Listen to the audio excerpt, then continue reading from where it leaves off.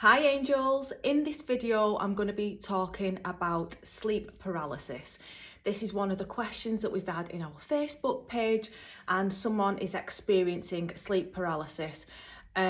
So this is my experience of it. As a kid, I've always experienced astral projection and sleep paralysis.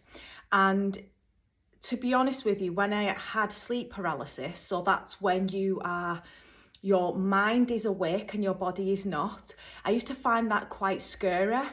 When I'm actually out of the body and moving around, then that feels really good and fun. But when you've got this feeling of, oh, I can't move, I used to find that really scary. And I remember waking up thinking, oh, I'm awake now, I'm out of it, reaching over to switch the light on and then just going straight through it. And this like cycle of, oh, I'm awake now, trying to switch the light on and nothing's happening because my mind is awake and my body is not. So what is going on a psychic level? This is my, how I interpret it. I believe that every single person leaves their body at nighttime. Everyone goes on spiritual journeys because, you know, we don't just exist here in the day. We go off on into the spiritual dimensions, learning different stuff. And when you leave your body, you are always connected to it through this psychic cord. And how the cord works is when you get to certain distance back to the body, it automatically pulls you back in. So say if you come back into the room, you might not be aware that you've been anywhere, but then suddenly you start getting sucked back in. And has anyone ever experienced that where they come out of their body, they know they're out of it, but they can't really move anywhere and they just feel this sensation of being pulled. You're not being pulled by anybody, it's more of a magnetic force. And that's just your body and spirit doing its thing. It's totally natural and it's pulling you back into the body. It's protecting you. And what happens a lot of the time is we actually wake up when this is happening, and that's when the sleep paralysis takes place. So it's when we've been out on a journey, we've come back in and our consciousness is there ticking away, but the body is still asleep. So when this happens, there's nothing to fear at all. And a trick to wake up your body is to focus upon it.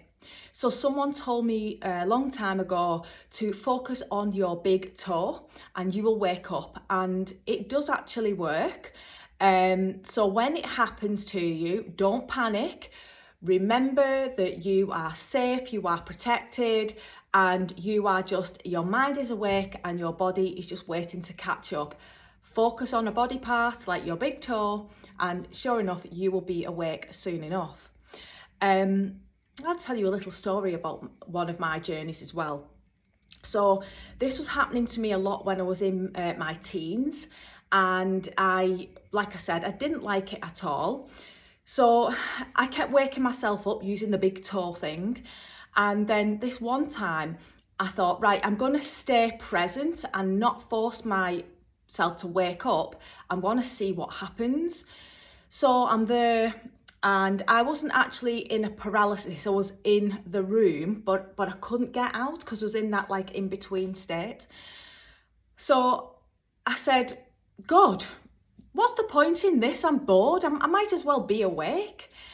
And underneath the door, I seen this light come shining through, and I heard the song Amazing Grace being sung from behind the door.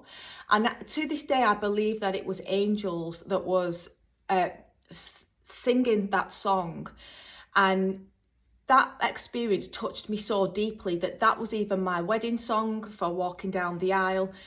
But the synchronicity was, a few nights before, I'd been to Liverpool watching a concert, and this band was called Roots Maneuver. And like you do when you're out, you buy the CD.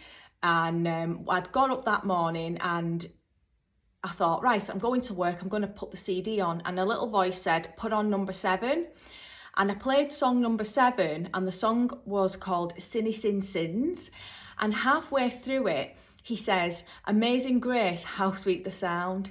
So straight away I'd had my confirmation from the angels, from the universe, from the creator, that this experience that I'd had, I mean, I'm not going to say that it's real because I know it's real. When you are conscious, when you are sleep paralysis, astral projection, lucid dreaming, you are conscious like you are right now. It's just the body is having a different experience. So try not to fear if you experience sleep paralysis. Ask for your psychic protection before you go to bed. And if you get afraid if it happens, then again, you can say, "Come on, Archangel Michael, help me, I don't like this."